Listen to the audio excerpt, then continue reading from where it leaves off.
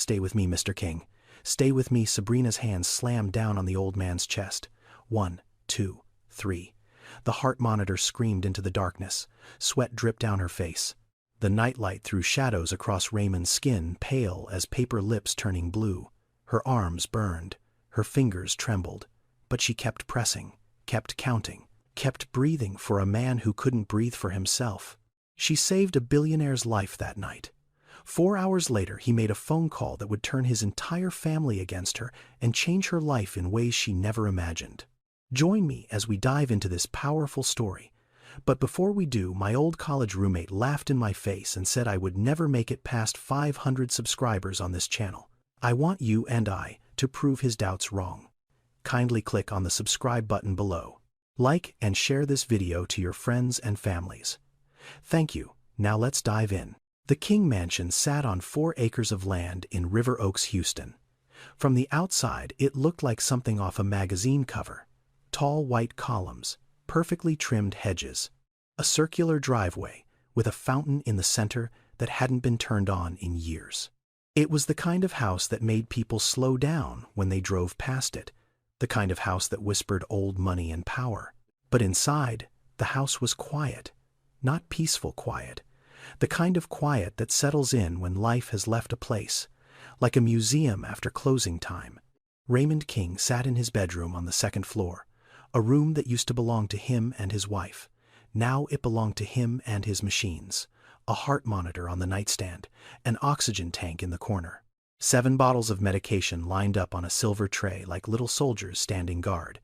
The curtains were drawn, blocking out the Houston sun, and the only light came from a small lamp beside the bed. Raymond was 72 years old. He had built King Development Group from nothing. Started with 1 duplex in 5th Ward when he was 26. Borrowed the money from his uncle, fixed the place up with his own 2 hands, rented it out, and used the profit to buy another. Then another. Then another. 46 years later, his company owned shopping centers, apartment complexes, and office towers across Texas, Louisiana, and Georgia. His name was on buildings. His signature was on contracts worth more money than most people would ever see. But all that money couldn't fix what was wrong with his heart. Raymond had congestive heart failure, stage 3. Now, for those who don't know, that's when the heart can't pump blood the way it's supposed to. Fluid builds up in the lungs, in the legs, in the belly. Simple things become hard. Walking upstairs, getting out of bed, breathing. The heart doesn't just stop all at once.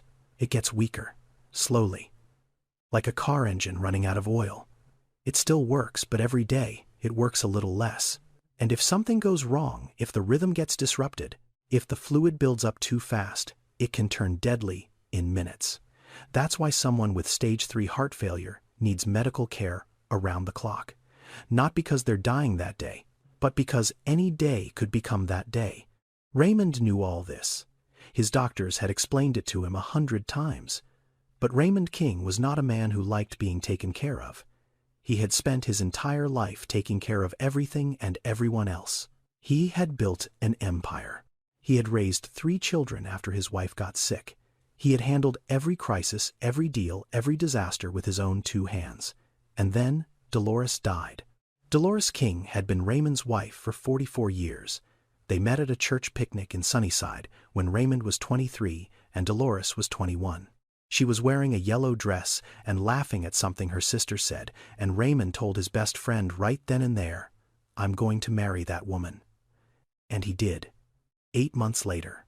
Dolores was the only person on earth who could tell Raymond King what to do. She managed their home. She managed him. When he worked too late, she'd call his office and say, "Raymond, your dinner is getting cold, and so am I." When he was stubborn about seeing a doctor, she'd drive him there herself and sit in the waiting room until he came out. She was his anchor, his compass, his home. 4 years ago, Dolores was diagnosed with pancreatic cancer. She fought it for 14 months. Raymond hired the best oncologists, flew her to specialists in New York and Houston and Atlanta, spent whatever it took. But cancer doesn't care about money. Dolores passed away on a Tuesday morning in March, holding Raymond's hand, and something inside Raymond broke that day. Something that no doctor could fix, and no amount of money could replace. After Dolores died, Raymond changed. He became hard, cold. The warmth that Dolores had kept alive in him just went out like someone blew out a candle. He stopped going to church. He stopped calling friends. He barely left the house. The mansion that used to be filled with Dolores's cooking and her laughter and her gospel music on Sunday mornings became a tomb, and his heart got worse. In the 18 months since Dolores passed, Raymond had gone through 3 private nurses. The first one lasted 6 weeks. She was competent, but made the mistake of moving Dolores's reading glasses from the nightstand. Raymond fired her the same day. The second lasted 4 weeks. She tried too hard to be cheerful, and Raymond couldn't stand it. "I don't need sunshine," he told her. "I need silence." The third lasted 3 weeks. She called him sweetie. That was it. It wasn't their fault. Not really. Raymond just couldn't bear having a stranger in the space that used to belong to Dolores. Every time a new nurse adjusted his pillows, or checked his blood pressure, or asked how he was feeling, he felt it. The absence. The wrong hands. The wrong voice. The wrong person. His children called. Sometimes. His oldest Darnell called once a week, usually on Sunday evenings, usually for about 10 minutes. His daughter Tasha called less often. She lived in Dallas and had her own family, her own schedule. And his youngest, Malik, barely called at all. They had their own lives, their own priorities. Raymond understood that. Or at least he told himself he did. The wedding photo on the dresser had a thin layer of dust on it. Raymond noticed it every morning. He never wiped it off. He never asked anyone else to either. It was as if touching it would disturb something, some fragile thing he was holding on to. One afternoon, his private physician, Dr. Warren, sat at the edge of Raymond's bed and looked him straight in the eye. "Mr. King, you need someone here at all times. Your last episode put you in the hospital for 3 days. If that happens again, at the wrong moment in the middle of the night, when no one is around, there won't be a second chance." Raymond stared at him for a long time. Then he turned his head toward the window where the curtains were still drawn. "Fine," he said. "Find someone. But I'm telling you right now, they won't last." Across town, in a small 1-bedroom apartment in 3rd Ward, Sabrina Morgan was trying to do the impossible. She was trying to be everywhere at once.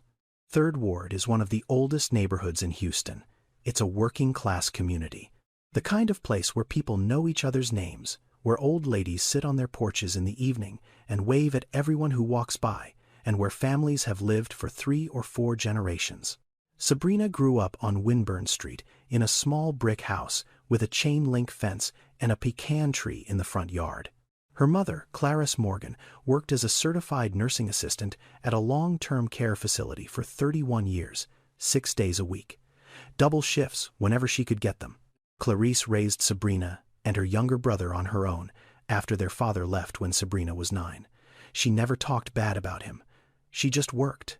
And she showed Sabrina something that would shape the rest of her life. She showed her that taking care of people wasn't just a job, it was a calling.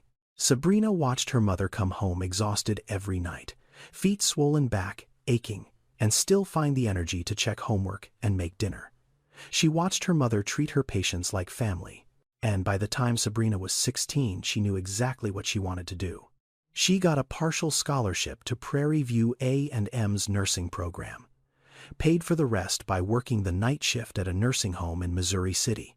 4 nights a week, she'd finish classes at 3 in the afternoon, drive 45 minutes to the nursing home, work from 7 to 7, then drive back to campus, and try to sleep for a few hours before class started again. She did that for 3 years. She graduated with honors, got her registered nurse license, landed a job at Houston Methodist, married a man named Curtis who said all the right things and meant about half of them. When Kaya was born, Sabrina thought her life was finally coming together.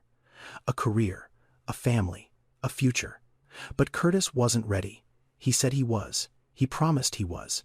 But when Kaya was 2, he sat Sabrina down at the kitchen table and told her he couldn't do this anymore, couldn't do what she asked.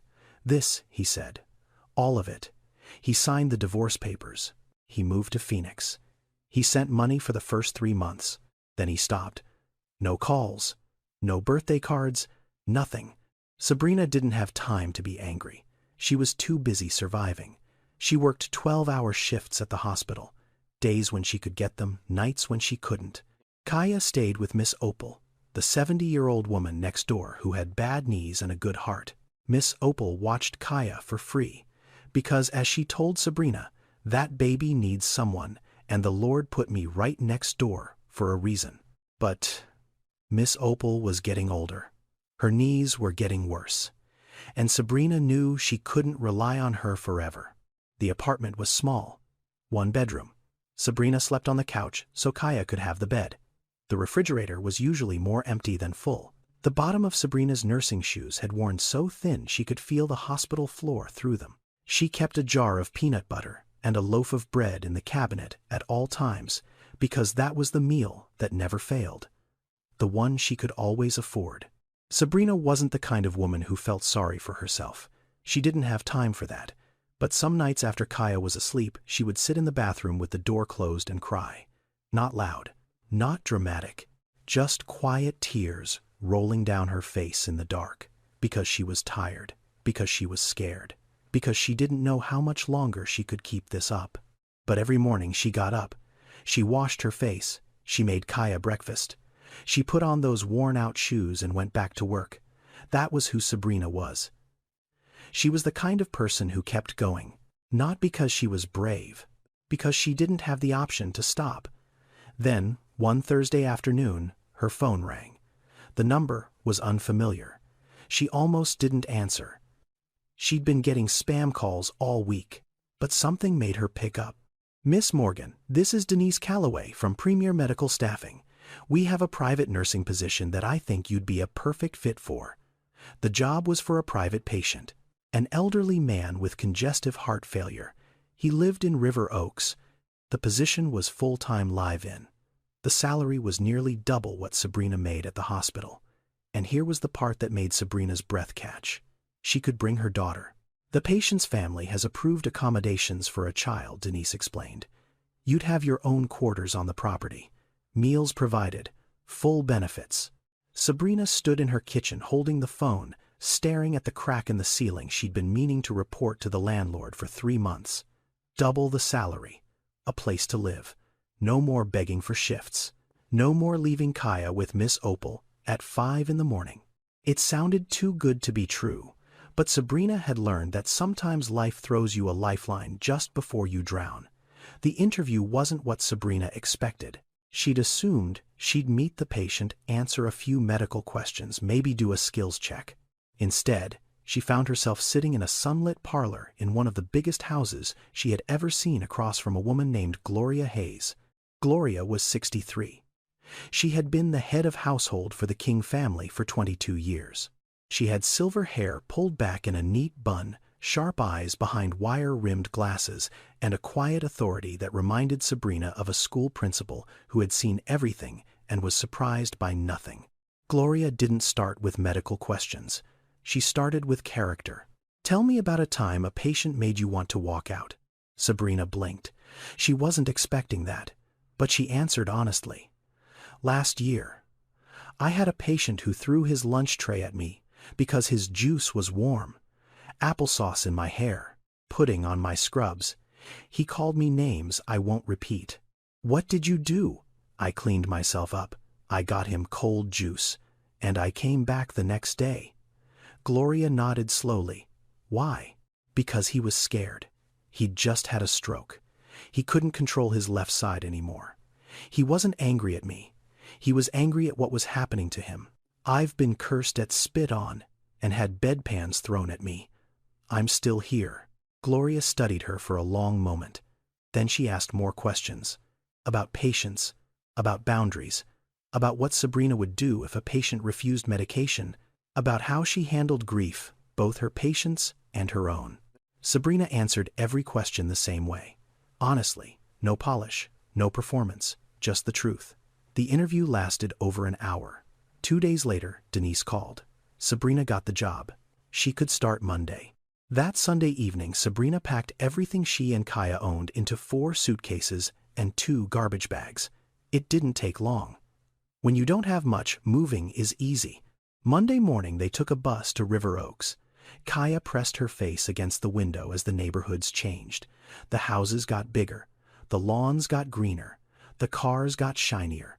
When they stepped off the bus and walked up to the iron gate of the King estate, Kaya stopped in her tracks. Her mouth fell open. "Mommy, do we live in a castle now?" Sabrina squeezed her daughter's hand. "Something like that, baby." The gate opened and they walked up the long driveway. The fountain was dry, the hedges were perfect, and standing at the front door was Gloria, with a warm smile and a set of keys. "Welcome, Sabrina." "Welcome, Kaya. Let me show you to your rooms." Their quarters were in the east wing. A bedroom with 2 twin beds, a small sitting area, and a private bathroom. It was bigger than their entire apartment in 3rd Ward. Kaya ran from corner to corner, touching everything. "Mommy, we have our own bathroom. We don't have to share." Sabrina sat on one of the beds and pressed her hand against the clean white sheets. She blinked hard. She wasn't going to cry. Not here. Not yet. Gloria appeared in the doorway. "Whenever you're ready, Mr. King would like to meet you. He's in the parlor." Sabrina smoothed her scrubs, took a breath, and followed Gloria down the hallway. The house was enormous. Oil paintings on the walls. A crystal chandelier in the foyer that caught the sunlight and threw tiny rainbows across the marble floor. Kaya would have loved that, but Sabrina had left her in the room with her coloring books and a juice box. Raymond King was sitting in a wheelchair by the window. He wasn't looking out of it. He was looking at the door, waiting. When Sabrina walked in, his eyes moved over her slowly, assessing. His face gave nothing away.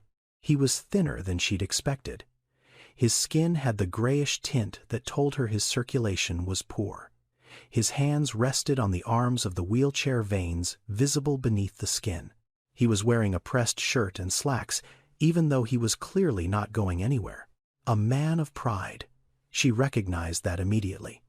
"Mr. King, this is Sabrina Morgan," Gloria said. "Your new nurse." Sabrina extended her hand. "It's nice to meet you, Mr. King." Raymond didn't shake it. He looked at her hand, then back at her face. "How long before you quit?" The question came out flat, not hostile, just tired. "I don't quit, Mr. King. They all say that. Then I guess you'll have to wait and see." Something flickered in his eyes. Not warmth, not yet, but maybe the faintest trace of curiosity, like she had said something he wasn't expecting. "Gloria will show you the routine," Raymond said, turning his wheelchair toward the window. "I take my medication at 8, 12, and 6. I don't like being watched. I don't like small talk, and I don't like being told what to eat." "Understood," Sabrina said. "But I should let you know if your doctor says no salt. I'm going to follow that, even if you yell at me." Raymond's jaw tightened. But he didn't respond. He just waved his hand, dismissing her. As Sabrina walked back down the hallway with Gloria, she felt the weight of what she had just signed up for. This wasn't going to be easy. This man didn't want her here. He didn't want anyone here. Gloria must have sensed what she was thinking, because she put her hand on Sabrina's shoulder and said quietly, "Don't take it personally, dear. He's been like this since Mrs. King passed. But underneath all that, there's a good man. You just have to be patient enough to find him." The first 4 weeks were a war of wills. Raymond King did not make it easy. He tested Sabrina every single day. Not with cruelty exactly, but with a stubbornness that could wear down stone. The first battle was medication. Raymond had 7 pills he needed to take every morning, a beta blocker to slow his heart rate, an ACE inhibitor to reduce the strain on his blood vessels, a diuretic to keep fluid from building up in his lungs, potassium to replace what the diuretic flushed out, a blood thinner, a statin, and a low-dose aspirin. Every morning Sabrina would set them out on his tray with a glass of water, and every morning Raymond would look at them like she had served him poison. "I'm not taking those." "Yes, you are, Mr. King." "I said no. And I heard you. But these pills are keeping your heart working, so I'm going to sit right here until you take them. You'll be sitting a long time. I have all night, Mr. King." She meant it too. She would sit in the chair beside his bed, hands folded in her lap, calm as a Sunday morning, and wait. She didn't argue. She didn't beg. She didn't lecture. She just waited. The first time it took 45 minutes. The second time, 30. By the end of the first week, Raymond would take his pills within 5 minutes, muttering under his breath the whole time. Then came the complaints. The room was too cold. The room was too hot. The sheets were too stiff. The soup was too bland. The way she changed his blood pressure cuff was wrong. The way she adjusted his oxygen was wrong. Everything was wrong. Sabrina took it all. She adjusted what needed adjusting and ignored what needed ignoring. She never rolled her eyes. She never sighed. But she also never apologized for doing her job correctly. One evening, Raymond said something that would have broken a lesser person. He was sitting in his wheelchair looking out the window at the garden Dolores used to tend. Sabrina was recording his evening vitals, blood pressure, heart rate, oxygen saturation, weight.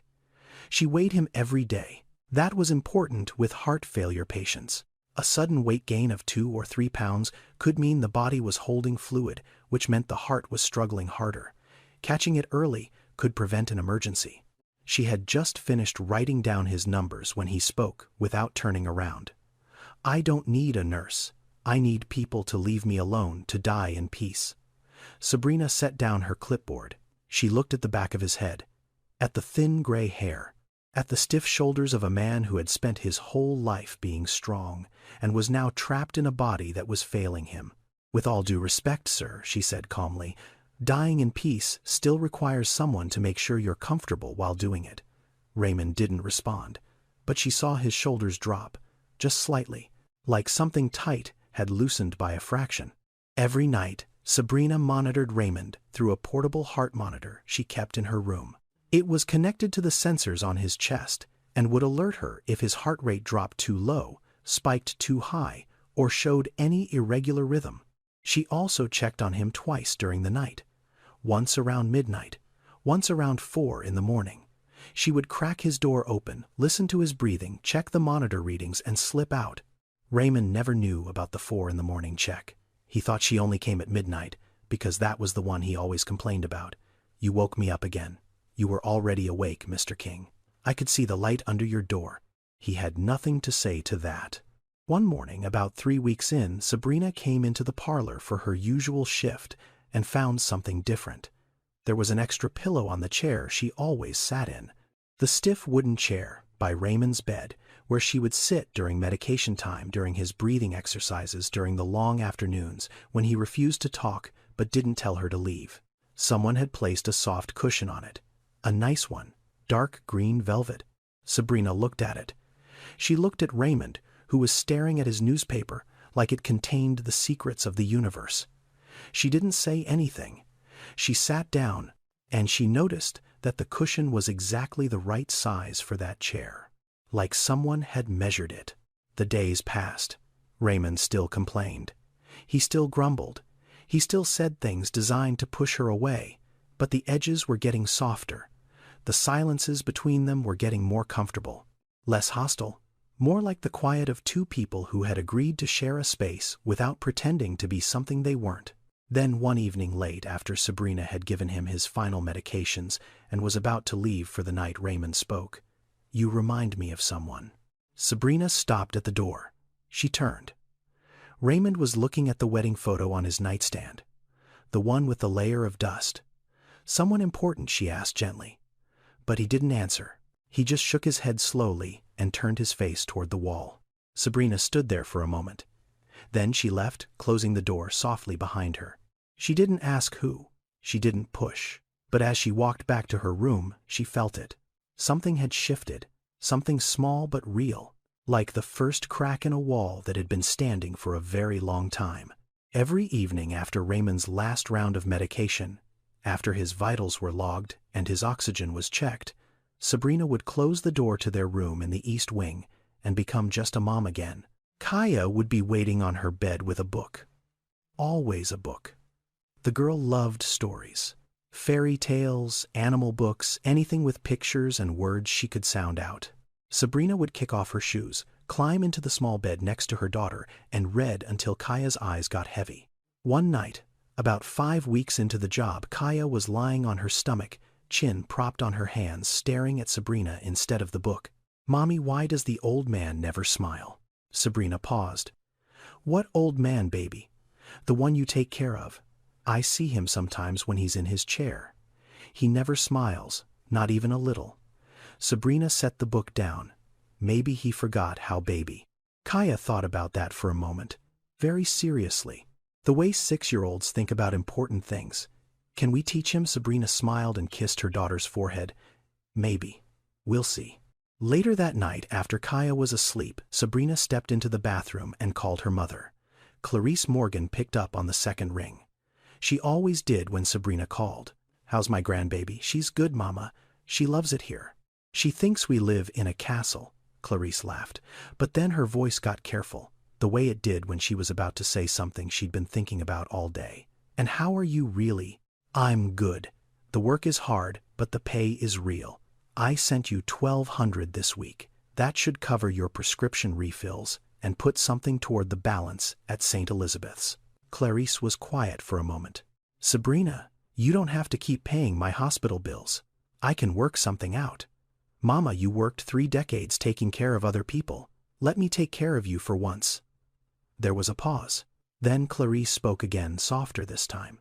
You sure this is safe, baby? Rich people can be dangerous in ways you don't expect. He's just a sick old man, Mama. He's grumpy, but he's not dangerous. It's not him I'm worried about. It's the people around him. Money does things to families.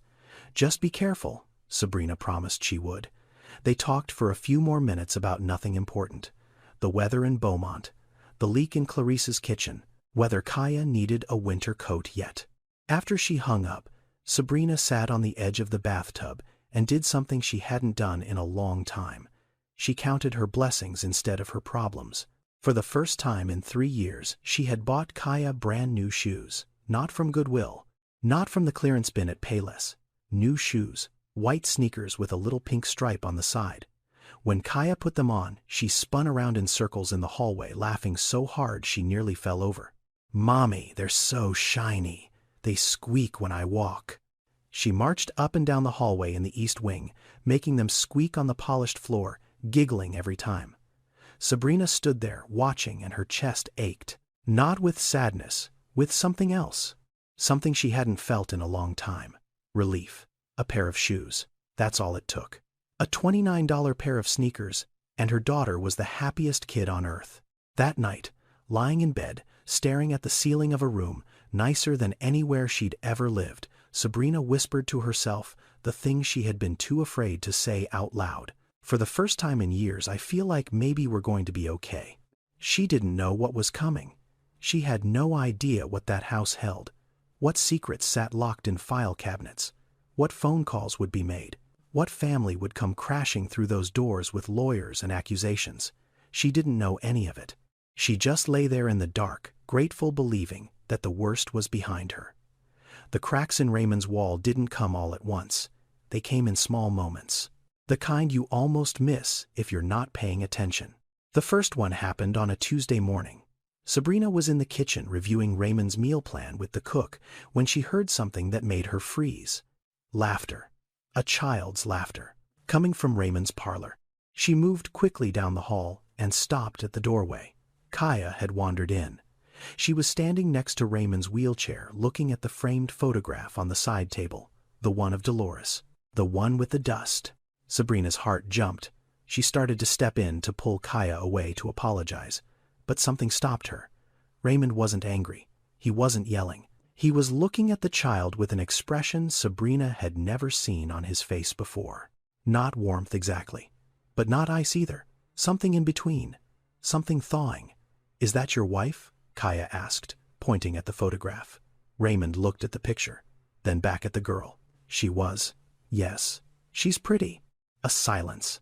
Long enough that Sabrina almost stepped in. Then Raymond spoke, and his voice was different, quieter, like a door opening just an inch. She was. Thank you for noticing. Sabrina didn't interrupt. She just backed away slowly and let the moment be. The second crack came a few days later. Raymond was sitting in his chair after lunch, and instead of telling Sabrina to leave, he asked her a question. A real one. Why did you become a nurse? Sabrina looked up from her charting surprised. My mama. She was a CNA for 31 years, I watched her take care of people my whole life. I wanted to do what she did, but with more training, so I could do even more. Your mother. Is she still working? No, sir. She retired last year. Bad back, bad knees. 31 years of lifting patients will do that. Raymond nodded slowly. He didn't say anything else, but he listened, and Sabrina could tell he was really listening, not just waiting for her to stop talking so the room could be quiet again. He was taking in her words like they mattered. The third crack came at 2 in the morning on a Thursday. Sabrina heard Raymond coughing through the monitor. Not the usual cough, a deep, wet rattling sound that made her sit up instantly. She grabbed her stethoscope and hurried to his room. He wasn't in distress, not yet, but he was awake, sitting up in bed staring at the dark window. "Can't sleep?" she asked softly. "Haven't been able to sleep through the night since Dolores died," he said. No edge in his voice, just honesty. Sabrina went to the kitchen and made tea. She brought 2 cups back, set one on his nightstand. "You drink tea at 2 in the morning?" he asked. "My mama taught me. She said tea fixes everything. Heartbreak, headaches, bad days." Raymond picked up the cup, took a sip, then stopped. He looked at the cup, then at Sabrina. "You make it the same way she did. Strong. No sugar. My mama says sugar in tea is a sin." And then it happened. Raymond laughed. Not a big laugh. Not a loud laugh. Just a quiet sound, like something rusty finally turning after years of being stuck. But it was real, and it was the first time Sabrina had heard it. She smiled into her own cup and said nothing. Some moments don't need words. After that night, Raymond started asking about Kaya. Small questions at first. What does the girl's name mean? It's a Zulu word. It means elder sister. My grandmother chose it. Does she always talk that much? Sabrina smiled. More. You're getting the quiet version. Raymond didn't smile at that, but the corner of his mouth moved. Just barely. Something was changing in him. Sabrina could see it. The house was different when Kaya was running through it. There was noise. There was life. The sound of small feet on marble floors. The sound of a child singing to herself while she colored at the kitchen table. Sounds that hadn't existed in this house for years. And Raymond, whether he admitted it or not, was drawn to those sounds the way a cold man is drawn to a fire. But Sabrina also noticed something else in his eyes when he watched Kaya through the window or listened to her laughing in the hallway. Fear, not of the child, but of himself, of caring again, of letting someone matter again only to lose them the way he'd lost Dolores. That evening, Raymond called Gloria into his study. "Gloria, make sure Sabrina and her daughter have everything they need. New towels, whatever the girl wants for breakfast. And stop putting that cheap tea in the pantry. Get the good kind." Gloria stood in the doorway and smiled, a real full smile. She had worked for this family for 22 years. She had watched Raymond close himself off from the world after Dolores died. She had watched 3 nurses come and go. And now, for the first time, she was watching the door open again. "Yes, Mr. King," she said. "I'll take care of it." She had been waiting for this moment for a very long time. 3 weeks later, all 3 of Raymond's children came home for dinner. It was the first time in 6 months they had all been in the same room. And it only happened because Darnell arranged it. Darnell King was 48 years old and built like his father. Broad shoulders, strong jaw, the kind of presence that filled a room before he said a word. He was the vice president of King Development Group and had been running the day-to-day operations for nearly a decade while Raymond's health declined. Darnell was smart. He was driven. And he believed with every fiber of his being that the company and everything attached to it would one day be his. It wasn't greed. Not exactly. Darnell had grown up watching his father build that empire brick by brick. He'd worked summers at construction sites when he was 16. He'd gone to business school because Raymond expected it. He'd spent his entire adult life earning his place at that table. So yes, he expected to inherit it. He felt he'd earned the right. But somewhere along the way, Darnell had stopped seeing his father as a person and started seeing him as a clock that was winding down. And every time it ticked, Darnell's mind went to the same place. The will, the estate, the transfer of power. He loved his father. in his own way. But love and ambition had gotten tangled up inside him so tightly that even Darnell couldn't tell them apart anymore. Tasha King Morrison was 44. She lived in Dallas with her husband, a corporate attorney, and their 2 teenage sons. Tasha was the middle child and had spent most of her life trying to stay out of the crossfire between Raymond and his sons. She wasn't cruel. She wasn't scheming. She was just absent.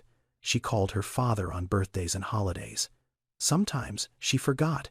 She had her own life, her own problems, her own marriage to maintain. Raymond was taken care of. He had nurses. He had Gloria. He had money. What could she add? That was what she told herself anyway. It was easier than admitting the truth, which was that being in that house made her sad. It reminded her of her mother. And Tasha had never learned how to sit with sadness. She'd only learned how to leave the room. Malik King was 38, the youngest, the one Raymond understood the least. Malik had a degree from Morehouse. Raymond had wanted him to go into business, to join the company, to carry the name forward. Instead, Malik became a public school teacher, 8th grade history at a school in South Memphis. Raymond had taken it personally. He saw it as rejection, as if his youngest son was saying, "Everything you built isn't good enough for me." They had argued about it for years. Harsh words were exchanged. Things were said that couldn't be unsaid. Eventually, Malik just stopped coming home. Not because he didn't love his father, but because every visit turned into a negotiation about his future, and Malik was tired of defending his choices. The dinner was at 7.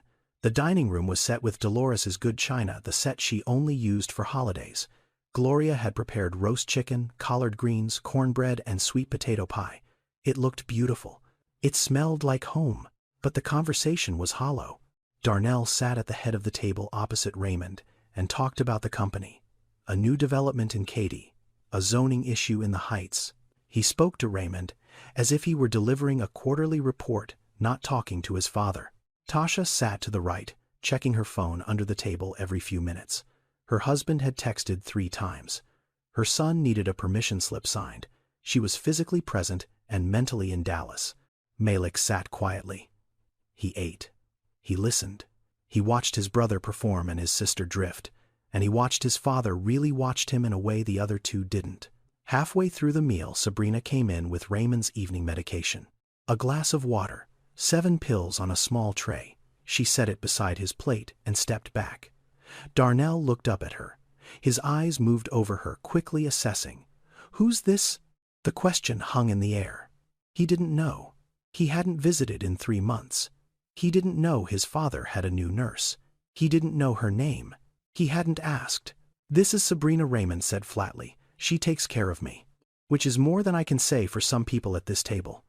The silence that followed was thick enough to cut. Tasha looked down at her plate. Darnell's jaw tightened. Malik took a sip of water and said nothing. And here's something worth knowing. In the United States, elder neglect isn't just something that happens to poor people in understaffed nursing homes. It happens in mansions too. It happens when children get busy, when phone calls get shorter, when visits get rarer, when the money is there, but the presence isn't. A person can have billions in the bank and still eat dinner alone every night. Wealth doesn't protect you from loneliness. Sometimes it guarantees it. The dinner ended early. Darnell left first phone already at his ear. Tasha hugged her father quickly and promised to call more often. Malik lingered at the door like he wanted to say something. But he didn't. He just nodded and walked out. After they were gone, Sabrina came to collect Raymond's pill tray. She found him sitting in his wheelchair, staring at the empty chairs around the table. The good china. The half-eaten pie. The silence. "They don't come because they care." "Sabrina," he said without looking at her. His voice wasn't angry. It was tired. The kind of tired that lives in your bones. "They come to make sure I haven't changed the will yet." Sabrina stood there holding the tray. She didn't know what to say. So she didn't say anything. She just stood with him in that quiet dining room, 2 people surrounded by empty chairs.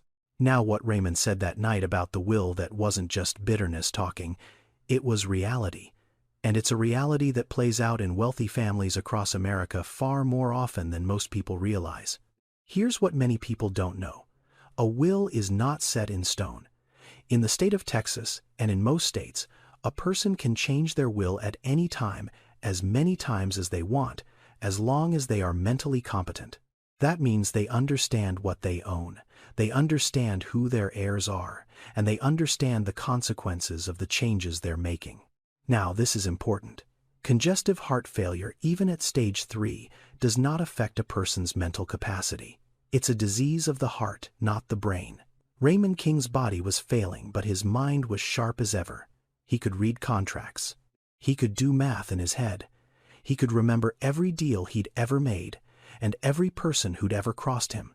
His doctors would confirm that without hesitation. When families contest a will, the most common argument they use is something called undue influence. That means they claim someone pressured or manipulated the person into changing their wishes. A caregiver, a new spouse, a friend. Someone who got close to the person and twisted their thinking. It's a serious accusation, and it happens all the time, especially when a name appears in a will that the family didn't expect. There's another thing worth knowing.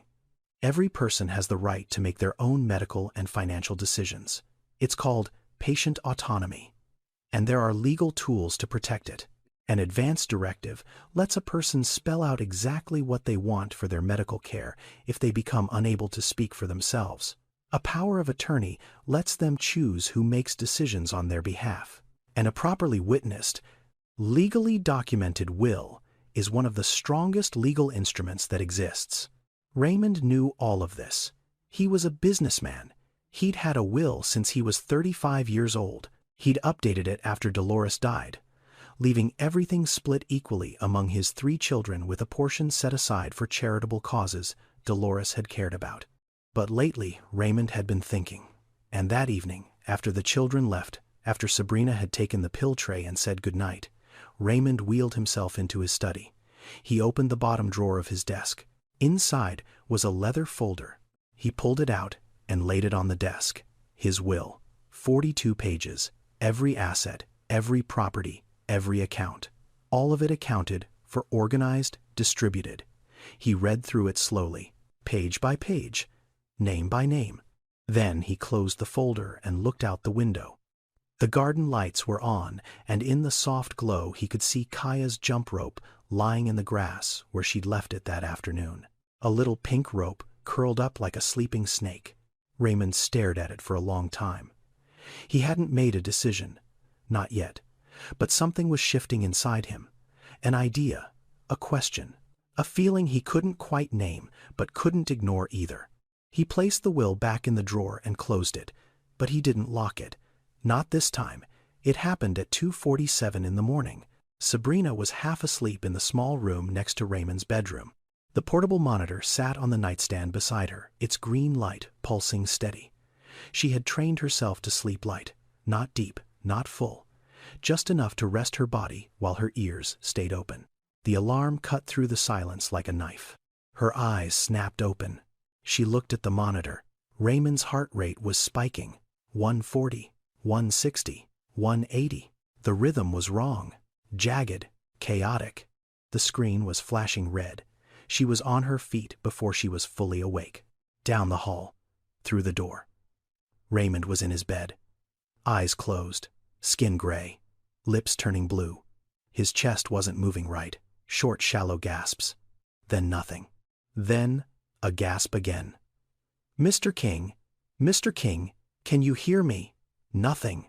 She grabbed his wrist. Pulse was there but wild, racing and stumbling like an engine about to blow. She recognized it immediately. Ventricular tachycardia. His heart was beating so fast it wasn't actually pumping blood anymore, just shaking, trembling inside his chest like a bird trapped in a cage. 2:49. Sabrina pulled out her phone and dialed 911. She gave the address, the patient's age, the condition. Then she dropped the phone on the bed speaker on and moved. The AED was in the corner of the room. Dr. Warren had insisted on it months ago. Raymond had called it a waste of money. Now it was the only thing standing between him and death. Sabrina ripped open Raymond's shirt. She placed the pads on his chest. One on the upper right, one on the lower left.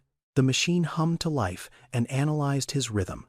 "Shock advised," the automated voice said. Clear, Sabrina whispered to the empty room. She pressed the button. Raymond's body jerked. The monitor screamed. She looked at the screen. Still irregular, still wrong. She started CPR. Hands locked together. Heel of her palm on his sternum. She pushed hard and fast.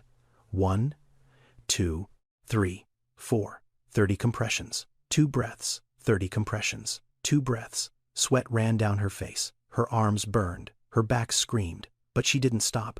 2:53. The AED cycled again. Analyzed. Shock advised. She hit the button. Raymond's body jumped. She watched the screen. Waited. Counted the seconds like they were years.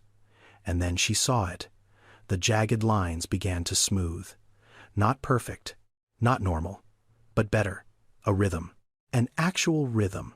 Raymond gasped. A deep, terrible, beautiful sound.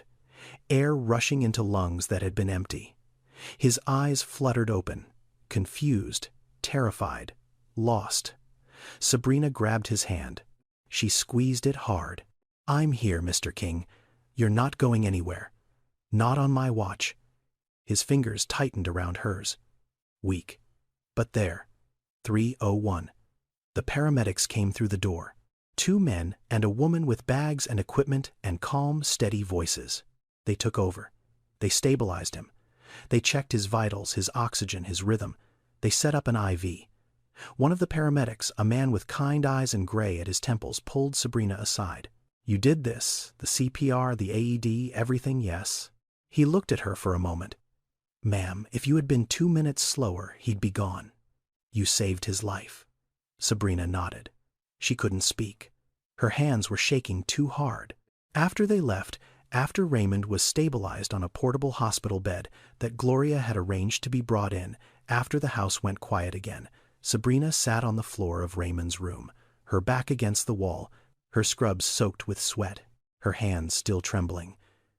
And she cried, not because she was scared, not because she was relieved, but because she had felt a man's heart stop under her palms and she had brought it back. Because for those 6 minutes between the alarm and the first real heartbeat, the entire world had narrowed down to 2 people in a dark room. And she had not let go. A small voice came from the doorway. "Mommy, why are you crying?" Kaya stood there in her pajamas, clutching her stuffed rabbit eyes wide. Sabrina opened her arms. Kaya ran to her and climbed into her lap. "Because I'm happy, baby. I'm just really happy." She held her daughter tight and rocked her gently in the dim light of Raymond King's bedroom. Down the hall, Raymond lay in his hospital bed, staring at the ceiling. Gloria had brought him his phone. His hands were still weak, but he managed to make 3 calls. Darnell. Voicemail. The automated message played, then the beep.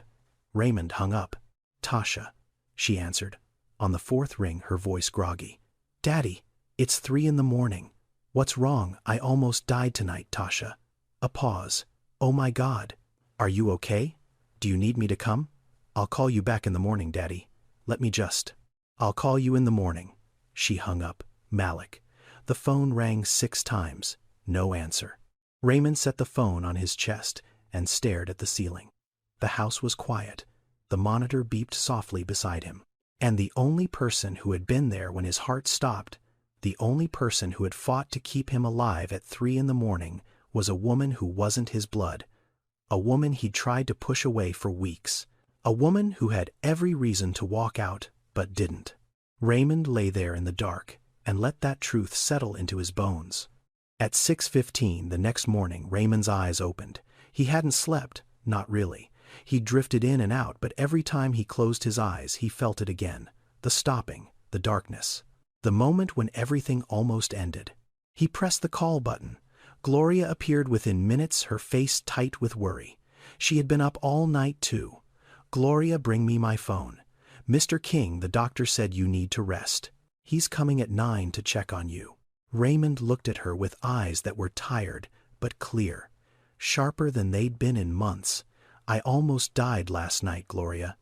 I don't have the luxury of rest anymore. Gloria brought the phone. At 6:30, Raymond dialed a number he knew by heart. Jerome Whitfield picked up on the third ring.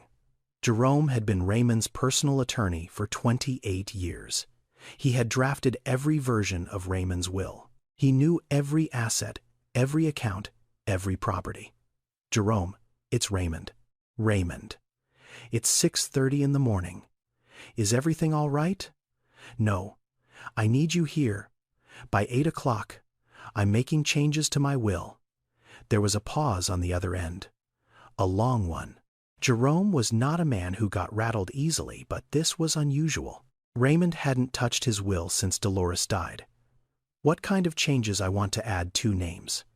Sabrina Morgan and her daughter Kaya Morgan. Another pause. Who are they? Sabrina is my nurse. She saved my life last night. Her daughter is 6 years old. Jerome chose his next words carefully. Raymond, you've just been through a medical emergency. Are you sure this is the right time to be making decisions about your estate, Jerome? I have never been more sure of anything. Now here's what I want. Raymond laid it out clearly. No emotion, no rambling. Pure business. The way he'd handled every deal for 46 years. First, an educational trust for Kaya Morgan, enough to cover tuition, books, and living expenses at any university in the country. The trust would be managed by a third-party trustee, not by Sabrina, not by his children, not by anyone with a personal interest. The money could only be used for education, nothing else. No one could touch it, redirect it, or dissolve it. Now, for those who don't know, an educational trust works like a locked box. The money goes in, a professional manager holds the key, and it can only come out for one purpose: school. That means tuition payments, textbooks, room and board, and educational supplies. It can't be used for cars, vacations, or anything else. It's one of the most secure ways to guarantee that money meant for a child's future actually reaches that child's future. Second, Raymond wanted to leave Sabrina a house, not the mansion, one of his rental properties. A 3-bedroom home in Pearland that was paid off and sitting empty. Clean title, no mortgage. A place she could call her own. Third, a sum of money. Enough that Sabrina would never have to choose between paying rent and buying groceries again. Enough that she could take care of her mother's medical bills. Enough to breathe. And here's the part that mattered most. Raymond was not taking a single dollar from his children's inheritance. Darnell, Tasha, and Malik's portions remained exactly the same. Every property, every share, every account that was designated for them stayed untouched. Sabrina's portion came from Raymond's personal reserves money that had been sitting in accounts earning interest for years, money he'd never gotten around to allocating. It wasn't about the money. Raymond had more money than he could spend in 3 lifetimes. It was about something much simpler. He wanted to protect the one person who had protected him when no one else would. At 8 o'clock, sharp Jerome Whitfield arrived at the King Mansion. He brought a notary and a witness. Gloria was asked to serve as a second witness. Before anything was signed, Jerome did what any good attorney would do. He sat with Raymond for 20 minutes and had a conversation. Not about the will, about current events, about business, about Raymond's daily routine. He asked Raymond to name his children, their ages, their occupations. He asked him to list his major assets from memory. He asked him what day it was, who the president was, and what he'd had for breakfast. Raymond answered every question without hesitation. His mind was as sharp as the day Jerome first met him. Jerome recorded the entire conversation on his phone. Date, time, location, participants, all documented. Because Jerome had been doing this long enough to know that when family money was involved, someone always contested the will. And when they did this, recording would be the most important piece of evidence in the room. Raymond signed the updated will at 7:52 in the morning. Gloria signed as witness. The notary stamped it. Jerome placed the document in his briefcase. While all of this was happening, Sabrina was in the kitchen. She was making scrambled eggs for Kaya, who was sitting at the counter in her pajamas, swinging her legs and talking about a dream she'd had about a purple horse. Sabrina had no idea what was happening in the study down the hall. No idea that her name was being written into a legal document. No idea that her life was being rewritten while she buttered toast. As Jerome was leaving, Raymond called him back. "Jerome." "Yes." "Don't tell anyone about this. Especially not my children." "Not yet." Jerome nodded. "Understood." He walked out. And just like that, the bomb was set, ticking quietly in a locked briefcase, waiting for the day it would go off. 3 weeks passed. 3 quiet weeks, where Raymond slowly recovered, where Sabrina continued her work, where Kaya continued to fill the house with noise and laughter, and where nobody knew about the new will sitting in Jerome Whitfield's office safe. Then Darnell found out. It happened the way most secrets unravel, not with a dramatic confession or a stolen document, but with a careless word from someone who didn't know it was a secret. Darnell had gone to Jerome's office on a Tuesday afternoon. There was a zoning issue with a new development in the Heights, and he needed Jerome to review some permits. Standard business, nothing unusual. But while Darnell was waiting in the lobby, Jerome's legal assistant, a young woman who had only been with the firm for 4 months, made a mistake. "Mr. King, while you're here, should I pull the file for the recent estate update as well? Mr. Whitfield mentioned your father made some changes last month." Darnell went still. His coffee cup stopped halfway to his mouth. "What changes?" The assistant realized her error immediately. Her face went pale. I'm sorry. I shouldn't have. Let me get Mr. Whitfield." But Darnell didn't need Mr. Whitfield. He needed answers. And Darnell King was not the kind of man who waited for answers. He found them. It took him less than an hour. A few pointed questions to the assistant. A look at the summary document on the shared drive that should have been password protected but wasn't, and there it was, the name, Sabrina Morgan, listed as a beneficiary in the updated will of Raymond King. Darnell sat in his car in the parking garage for 15 minutes. His hands gripped the steering wheel so tight his knuckles turned white. He didn't yell, he didn't punch the dashboard. That wasn't Darnell's style. Darnell was a strategist. He processed information before he reacted. Then he made 2 phone calls. The first was to Tasha in Dallas. She answered on the second ring. "Tasha, we have a problem." "What kind of problem?" "Dad changed his will," he added someone. "A woman named Sabrina Morgan." Silence. Then, who is Sabrina Morgan? "That's exactly what I want to know. She's been at the house for a few months. Some kind of nurse." A nurse, he put a nurse in his will. "How much? I don't have the full details yet, but enough to make my stomach turn." Tasha's voice got tight. "How long has she been there? Why didn't anyone tell us?" "Because we don't visit enough to know Tasha. That's part of the problem." She didn't have an answer for that. The second call was to Malik. Malik picked up after 5 rings. He was between classes. Malik, Dad changed his will. A pause. "Okay. And, he added his nurse. Some woman we've never met." Another pause.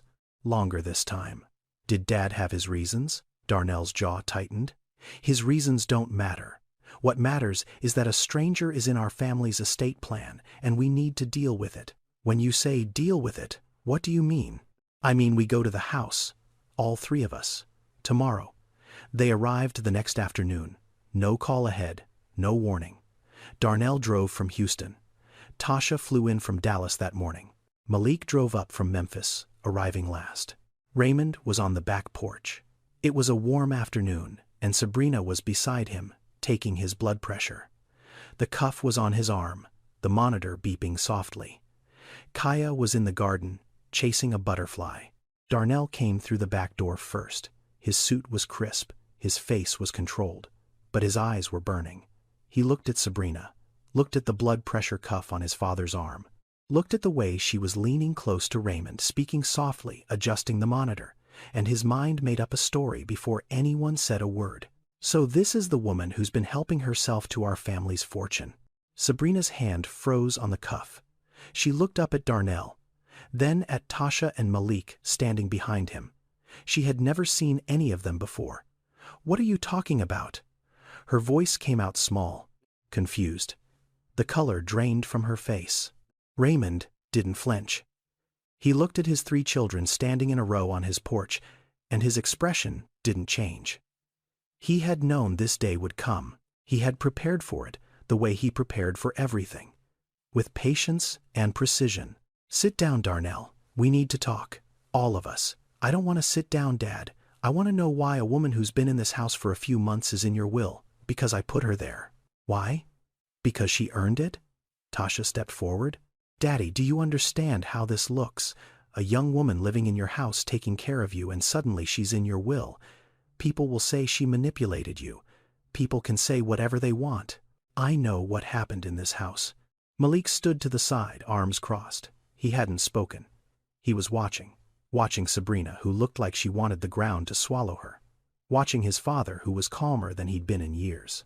Watching Darnell, whose face was getting redder by the second. "Dad, I need to be honest with you," Darnell said, his voice dropping low. "We're contesting this. We'll prove she manipulated you. We'll prove you weren't in your right mind." Raymond looked at his oldest son, the boy he had carried on his shoulders, the boy he had taught to ride a bike in the driveway of their first house. The man who now stood before him, talking about lawyers and legal challenges and right mind. Raymond spoke slowly. Every word measured. Every syllable deliberate. "I have never been more in my right mind than the night I almost died, and none of you answered the phone." The porch went silent. Even the birds seemed to stop. Darnell didn't leave that day. He stayed at the mansion. Tasha stayed too. They booked rooms at a hotel in River Oaks, but they spent most of their time at the house, watching, waiting, planning. The next morning, Darnell found Sabrina alone in the hallway outside Raymond's room. She was carrying a tray of medication. Her hands were steady, but her eyes gave her away. She hadn't slept. Darnell stepped in front of her. Not close enough to be threatening, just close enough to make sure she couldn't walk past without acknowledging him. "Miss Morgan, can I have a word?" Sabrina stopped. She looked at him. "Of course." Darnell's voice was low, controlled, the kind of quiet that's more dangerous than shouting. "I don't know what game you're playing, but I want you to know something. I have lawyers who eat people like you for breakfast. Whatever you think you're getting from my father, whatever you've convinced him to give you, I will undo it, every last penny." Sabrina held the tray steady. She didn't flinch, but her heart was hammering so hard she could feel it in her throat. "I'm a nurse, Mr. King. I take care of your father because that's my job. I don't know anything about any will." Darnell studied her face, looking for the crack, the tell, the moment she'd slip and reveal what he was sure was underneath. A scheme, an angle, a plan, but there was nothing. Just a tired woman holding a tray of pills. He stepped aside. Sabrina walked past him and into Raymond's room. She closed the door behind her and stood there for a moment, back against the wood, breathing. Tasha tried a different approach. That afternoon she found Sabrina in the kitchen while Kaya was napping.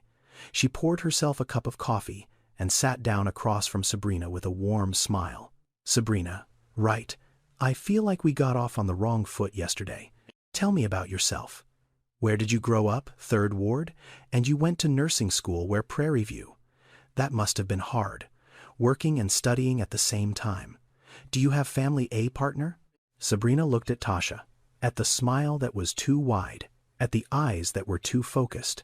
This wasn't a conversation. This was a fishing expedition. "Mrs. Morrison, I appreciate you trying to get to know me. But if you have questions about my qualifications, Gloria has my entire file. If you'll excuse me, I need to check on your father." She left the kitchen. Tasha sat there, her coffee untouched, her smile gone. That afternoon, Darnell called Premier Medical Staffing. He demanded they replace Sabrina immediately.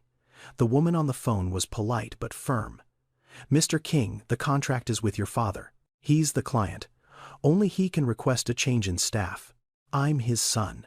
I'm the vice president of his company. I understand, sir. But our agreement is with Mr. Raymond King directly. I'm unable to make changes without his authorization." Darnell hung up and made another call. This one to a private investigator he'd used before for business matters. A man named Frank Holt. "Frank, I need a full background check. Sabrina Morgan, registered nurse. Lives at my father's residence in River Oaks. I want everything. Criminal record, financial history, past employers, relationships, social media, everything. How fast yesterday. That night, Sabrina lay in bed staring at the ceiling. Kaya was asleep beside her, curled up with her stuffed rabbit. The house was quiet, but Sabrina's mind was loud. She was thinking about leaving, packing up their things, getting on a bus going back to Third Ward. Back to the apartment, with the leaky ceiling and the empty refrigerator. Back to 12-hour shifts and begging for overtime. Back to survival mode. But where would they go? Miss Opal's knees were worse now. The apartment was probably rented to someone else. And the thought of pulling Kaya out of this bed, out of this room, out of the only stability she'd known in her short life, it made Sabrina's chest ache. Kaya stirred beside her, opened her eyes halfway. "Mommy, are we leaving the castle?" Sabrina pulled her daughter close. "I don't know, baby." Kaya burrowed into her mother's chest and fell back asleep. But Sabrina stayed awake for a long time after that. At midnight she called her mother. Clarice answered immediately. Mothers always do. Sabrina told her everything. The will she didn't know about, the accusations, Darnell's threats, Tasha's fake smile, the feeling of being surrounded by people who wanted her gone. Clarice listened. Then she spoke, and her voice was the same voice Sabrina had heard her whole life. Strong, clear, unbending. "Baby, if you didn't do anything wrong, you hold your head up. Don't let nobody make you feel small for being good at your job. You hear me, you saved that man's life. That's what you did. And if his children can't see that that's their blindness, not your shame." Sabrina wiped her eyes. "Yes, Mama. Now, go to sleep. And stop crying in the dark. That's what they want." 4 days later, Frank Holt called Darnell with the report. They met at Darnell's office downtown. Frank laid a manila folder on the desk. Sabrina Morgan, age 31, born and raised in Third Ward, Houston, graduated Prairie View A&M nursing program, registered nurse licensed in the state of Texas, no criminal record, not even a parking ticket, no outstanding debts except standard student loans, which she's been paying on time, no lawsuits, no complaints filed against her with the nursing board. Previous employers, all hospitals and care facilities, gave her top marks. Frank opened the folder to a page of printed reviews from former patients and families. One former patient's daughter wrote, and I quote, "The best nurse I ever had. She treated my mother like family." Darnell stared at the folder. Then he picked it up and dropped it back on the desk. "Hard. That's it. That's all you found. That's all there is, Mr. King. She's clean." Darnell sat back in his chair. His jaw was tight. His fists were clenched on the armrests. Because the one thing he needed, the one piece of evidence that would prove Sabrina was a fraud, a con artist, a predator, it didn't exist. The woman was exactly who she appeared to be. And that made everything worse. 2 days later, Raymond called all 3 of his children into his study. He asked Gloria to close the doors. He asked Sabrina to stay in her room. This was between him and his blood. The study was dark. Heavy curtains. Bookshelves lined with volumes Raymond had collected over 50 years. His desk sat in the center, wide and solid like the man who built it. Raymond was in his wheelchair behind it. His children sat across from him. 3 chairs in a row. Darnell on the left. Tasha in the middle. Malik on the right. Raymond looked at them for a long time before he spoke. He wasn't angry. He was past anger. He was somewhere deeper than that. Somewhere tired and honest and final. 3 weeks ago, my heart stopped. In the middle of the night. 2:47 in the morning. He let that settle. A woman I hired 4 months ago heard the alarm. She ran into my room. She put her hands on my chest and she brought me back. She called 911. She used the defibrillator. She did everything right. And if she had been 2 minutes slower, I would be dead. You would be planning my funeral right now, instead of sitting in those chairs arguing about money. Darnell opened his mouth. Raymond raised his hand. Not fast, just enough. I'm not finished. The room went silent. That night, after the paramedics left, I picked up my phone. I called you, Darnell. Voicemail. I called you, Tasha. You told me you'd call back in the morning. I called you, Malik. You didn't pick up." He paused, not for effect, because the words were heavy and he needed a moment to carry them. The only person in the room when I almost died was a woman who is not my family. A woman who had every reason to walk away from this house and this job and this difficult old man. She stayed, she fought for my life at 3 in the morning. And none of you even knew it happened until 3 weeks later. Tasha's eyes were filling with tears. She looked down at her hands. Darnell leaned forward. "Dad, this isn't about that night. This is about a stranger getting access to our family's wealth. You don't know this woman." "Not really. She could be playing you. I've known her for 4 months. I know her better than I know you right now, Darnell. Because she shows up every day, every night. She shows up. Dad, your inheritance hasn't changed. Not $1, not one property, not one share. Everything I promised you is still yours, all of it. But I chose to also protect someone who protected me, with my own personal funds. Money that was sitting in accounts doing nothing. I gave it purpose." Raymond looked at each of them. "I built this fortune from nothing. From one duplex in 5th Ward. I decide what happens to it.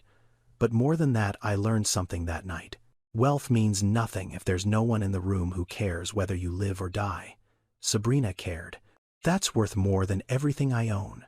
The room was still. The clock on the wall ticked. Somewhere in the house, a door closed softly.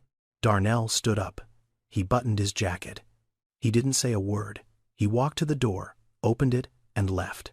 His footsteps echoed down the hallway, and then the front door opened and closed. Tasha sat in her chair, tears rolling down her face. She wiped them with the back of her hand. She wanted to say something, but what could she say? That she was sorry. That she should have called back. That she should have been there. The words were all true, and none of them felt like enough. She stood. She kissed her father on the forehead. And she walked out without speaking. Malik stayed. He sat in his chair for a long time looking at his father. The old man in the wheelchair, the thin arms, the gray skin, the eyes that still held fire, even when the body was failing. "You're right, Dad. We weren't there. I wasn't there." Raymond looked at his youngest son, the teacher, the one who had walked away from the company and the money and the name, the one Raymond had never understood, until now. "I'm sorry I didn't answer the phone, Dad." Raymond reached out his hand. Malik took it. Father and son sat there in the dim study holding on. "You're here now," Raymond said quietly. "That matters." That evening, after the children had gone, the house settled back into its quiet, but it was a different kind of quiet now, heavier, like the air after a storm. Sabrina came to give Raymond his evening medication. She found him in the study, still in his wheelchair, staring at the empty chairs where his children had been sitting hours before. "Mr. King, you should be resting. Sit down, Sabrina, please." Something in his voice made her stop. It wasn't a command. It was a request, from a man who never asked for anything. She sat in the chair Malik had been sitting in. The cushion was still warm. Raymond was quiet for a long time. Then he began to talk. Not about the will, not about his children, about Dolores. "I met her when I was 26 years old. I'd just bought my first property. That duplex in 5th Ward. I was doing the renovation myself because I couldn't afford to hire anyone. I was up on the roof patching a leak, and I fell. Broke my arm in 2 places. He almost smiled, almost. They took me to Ben Taub. The emergency room was packed. I sat there for 3 hours with my arm hanging sideways, and then this nurse walked over. Young, beautiful. Had this way of looking at you like you were the only person in the room. She put a temporary splint on my arm, gave me something for the pain, and told me I was an idiot for being on a roof without safety equipment. Sabrina smiled. I went back to that hospital 4 times in the next 2 weeks. Twice because my arm actually needed attention. Twice because I wanted to see her. On the 4th visit, she looked at me and said, "Raymond, your arm is fine. If you want to ask me to dinner, just ask." He paused. His eyes were wet, but he didn't wipe them. We were married for 44 years. She stood beside me through everything. Every deal, every failure, every success. When the money started coming in, big money, she kept volunteering at the community clinic on Saturdays. I asked her once why she still did it when she didn't have to. She said, "Money changes what you have, Raymond. Don't let it change who you are." Raymond looked at Sabrina. "When Dolores got sick, I hired the best nurses money could buy. Top agencies, specialists. They were skilled, they were professional, but none of them cared for her the way she deserved.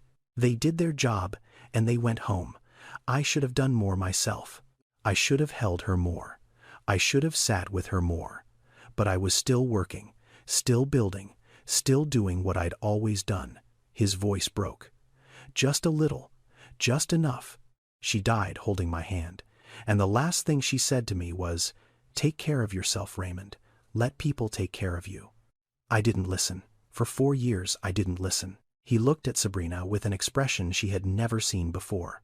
Open, unguarded, completely honest. "You remind me of her, Sabrina. Not because you look like her or talk like her, but because you care the same way she did. Without calculation, without agenda. You care because it's who you are. That's why I changed the will. Not because you saved my life, though you did, but because you reminded me what Dolores tried to tell me all along, that the people who show up are the ones who matter." Sabrina's eyes were full of tears. She didn't try to stop them. "She sounds like an incredible woman, Mr. King." She was, and she would have loved you. They sat in silence for a while, the kind of silence that doesn't need to be filled. Then Raymond spoke again, quieter now. "I also wrote letters, one for each of my children. In those letters, I said the things I should have said while I had the chance. That I love them, that I'm sorry I wasn't there enough, that I hope they'll understand someday why I did what I did." Sabrina nodded. "They'll read them, and they'll know. Maybe." Sabrina looked at the old man in the wheelchair, at the hands that had built an empire, at the eyes that had seen so much and lost so much and were still looking for something worth believing in. "Mr. King, your children. Do you think they'll ever understand?" Raymond thought about it, really thought about it. Then he answered the way he always answered. "Honestly, Malik will. The others, I hope so, but hope is all I have left." The next morning, Sabrina knocked on Raymond's study door. He was sitting by the window watching Kaya draw with chalk on the patio. He looked tired, but there was something different in his face. Something settled, like a man who had said what needed saying and was at peace with it. "Mr. King, I need you to understand something." Raymond turned his wheelchair to face her. "I didn't take this job for an inheritance. I didn't even know about the will until your son said what he said on that porch. I took this job because I needed to feed my daughter, because we were drowning and this was the only rope I could reach." She paused, steadied herself. "I stayed because you're a good man who deserves someone in his corner. Not because of money, not because of houses or trusts or anything else, because you're my patient. And because somewhere along the way you became more than that." Raymond watched her, listening the way he'd learned to listen over the past few months. Really hearing. "If you want to change your will back, I won't be offended. I mean that. Take my name out. Take Kaya's name out. It won't change a thing about how I do my job. But I need you to know, I'm not leaving. Not because of them. Not because of any of this." Raymond was quiet for a long time. Then he shook his head slowly. "I'm not changing a damn thing." He looked at her with those sharp, tired eyes. "And you can call me Raymond." Sabrina almost smiled. Almost. A week later, Malik came back. Not for a family meeting, not with lawyers or accusations, just him, alone. He showed up on a Saturday morning with a bag of groceries and knocked on the kitchen door. He found Sabrina making oatmeal for Kaya. "Miss Morgan, can I talk to you for a minute?" They sat at the kitchen table. Malik folded his hands in front of him. He looked like a man who had rehearsed something and was now throwing the script away. "I'm sorry for what my brother did. You didn't deserve that. None of it. Thank you," Sabrina said quietly. "I'm a teacher, 8th grade history at a public school in South Memphis. I make $43,000 a year. I know what it's like to do work that matters and have people look at you like you're crazy for doing it." Sabrina nodded. She understood exactly what he meant. My father and I haven't been close in a long time. That's my fault as much as his, but I'm trying to fix it, so I'm going to start coming around more. If that's okay with you, it's not my house, Malik. No, but it's your home. After that, Malik came every weekend. He would sit with Raymond for hours talking about things they had never talked about before. Raymond asked about his students. Malik asked about the early days of the company. They were two men learning each other for the first time, and it was awkward and clumsy and sometimes painful, but it was real. Darnell didn't come back. He didn't call. He didn't send lawyers either. He just went silent, pulled back into his world of contracts and board meetings, and stopped fighting a battle he couldn't win. Maybe one day he'd come around. Maybe he wouldn't. Not every story ends with everyone at the same table. Tasha started calling more. Short calls. Awkward at first. But she called. Every Sunday evening. And sometimes she stayed on the line longer than 10 minutes. 2 months passed. Raymond's color improved. His breathing steadied. His weight stabilized. The fluid in his lungs decreased. He even started walking short distances with a cane, something his doctors hadn't thought possible 6 months ago. Doctor Warren came for his regular checkup and sat at the edge of Raymond's bed, looking at the chart with something close to disbelief. Whatever you're doing, keep doing it. I haven't seen you this stable in years. Raymond looked across the room at Sabrina, who was recording his vitals in her notebook. You heard the doctor. You're stuck with me. Sabrina shook her head and smiled. Wouldn't have it any other way, Raymond. 1 year later. The King Mansion didn't look the same. Not because anything had been renovated or remodeled, but because it felt different. The curtains in Raymond's bedroom were open now, every morning. Sunlight came in and stayed. The fountain in the circular driveway had been turned on for the first time in 5 years, and the sound of water mixed with something else that had been missing from that house for a very long time. The sound of a child laughing. Raymond was still sick. Congestive heart failure doesn't go away. You manage it. You slow it down. You buy time. But Raymond was buying more time than anyone had expected, and he was using it well. 3 months after the night that changed everything, Raymond had called Sabrina into his study and shown her a folder. I want to start a foundation. I want to name it after Dolores. The Dolores King Foundation launched that spring. Its mission was simple: help single mothers in healthcare get their education, scholarships for nursing students, stipends for childcare, book funds, exam prep courses. Everything Sabrina had struggled to afford when she was in school, the foundation would provide to women just like her. Sabrina managed the applications. She read every single one. And every time she came across a story that sounded like hers, a tired woman working nights and studying days, trying to hold it all together with nothing but grit and prayer, she made sure that application went to the top of the pile. Sabrina was still Raymond's nurse. She still took his vitals, still managed his medication, still checked on him at midnight and 4 in the morning. But she wasn't just staff anymore. She was family. And everyone in that house knew it. She had bought a small house in Pearland with the money she'd saved from her salary, not from the will. The will wouldn't take effect until Raymond was gone, and Sabrina wasn't in any hurry for that day to come. Her mother, Clarice, had moved from Beaumont to a rental apartment 10 minutes away. She watched Kaya on Sabrina's days off and spoiled her with pecan pie every weekend. Kaya was 7 now. She called Raymond Mr. Ray. She drew pictures for him every day. Flowers, animals, stick figures with big smiles. Raymond hung every single one on the wall of his study. The room that used to hold nothing but contracts and silence was now covered in crayon drawings held up with tape. Malik came every Saturday. And he started bringing his students. 4 or 5 at a time. They would sit in the parlor, and Raymond would tell them stories.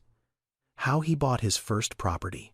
How he lost money and made it back. How he learned that failure wasn't the end of anything, just the middle. The kids listened with wide eyes, and Raymond, for the first time in years, felt useful in a way that had nothing to do with money. Tasha called every Sunday. The conversations were getting longer. She was talking about bringing her sons to visit over the summer. Nothing was promised. But the door was open. Darnell kept his distance. He ran the company. He did it well. He didn't call often, but when he did, the conversations were civil, short, professional. He hadn't forgiven exactly, but he had stopped fighting. And sometimes that's the first step. Sometimes that's all you get. One evening in October, Raymond sat on the back porch in his wheelchair. The air was finally cooling off after a long Texas summer. The garden lights were on. Crickets sang in the bushes. Kaya had fallen asleep on his lap. Her head rested against his chest, her small hand curled around the arm of his wheelchair. Sabrina sat in the chair beside him, reading a book in the soft light. Raymond looked down at the sleeping child. Then out at the garden. Then at Sabrina. Dolores would have loved this, he said softly. Sabrina looked up from her book and smiled. I think she knows, Raymond. I think she knows. They sat there in the quiet evening, and for a moment the world was exactly as it should be. It started with a heartbeat that almost stopped. It continued because one woman refused to let it. And it became something neither of them expected. A family built not by blood, but by choice. Not by obligation, but by showing up. Day after day, night after night, at 3 in the morning and at 7 in the evening and every hour in between. Sometimes the people who save your life aren't the ones who share your last name. They're the ones who show up at 3 a.m. when no one else does. Now, before I go, I want to step outside the story for a moment and talk to you directly. This story is a work of fiction. The characters, names, and events are entirely imagined. Sabrina and Raymond aren't real people. But the things they went through, those are real. Congestive heart failure affects over 6 million Americans. The CPR techniques, Sabrina used the AED protocol, the medication management, all of that is based on real, publicly available medical information. If you or someone you love is dealing with heart disease, please talk to a licensed medical professional. Don't rely on a story. Get real help. The estate planning details in this story, the educational trust, the will changes the concept of undue influence. Those are real legal concepts too. If you're thinking about setting up a will or a trust for your family, talk to an attorney. It matters more than you think. But here's why I really wanted to tell this story. I've seen what happens when families fight over money instead of fighting for each other. I've seen elderly people sitting in beautiful houses with no one to talk to. I've seen children who call once a week and think that's enough. And I've seen caregivers, nurses, home aides, people who show up every day for someone else's parent and get treated like they don't matter. Sabrina isn't a saint. She's a tired, overworked, single mom who did her job well. She showed up. She didn't quit. She didn't look the other way at 3 in the morning. And sometimes that's all it takes to change someone's life. Not a grand gesture, not a miracle. Just presence, just being there. If this story made you think about someone, a parent, a grandparent, a neighbor who lives alone, maybe give them a call today. Not because you want anything, not because you're checking a box, just because they matter. Because everyone deserves to know that someone cares whether they're okay. And if you want to learn more about how to support elderly loved ones, look into advanced directives, caregiver support programs in your area, or volunteer organizations that visit seniors who live alone. A little bit of time can mean more than you know. Thank you for watching. If this story touched your heart, please like, share, and subscribe to this channel. Every share helps this story reach someone who needs to hear it. See you on the next one. Love you.